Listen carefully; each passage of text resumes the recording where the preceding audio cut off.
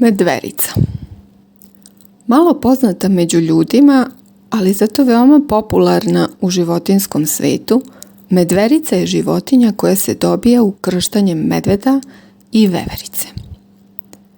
Nauci su poznate dve vrste medverice. Jedna se zove pljunuti tata i ima medveđe telo i veveričji rep. Druga nosi naslov ista mama i konstituisana je po obrnutom principu. Veveričje telo, medveđi rep. U njihovom društvu često se sreću i životinje koje imaju medveđe telo i medveđi rep, ali to nisu medverice, to su obični mrke i medvedi, kakvi se mogu vidjeti svakog dana u zoološkom vrtu.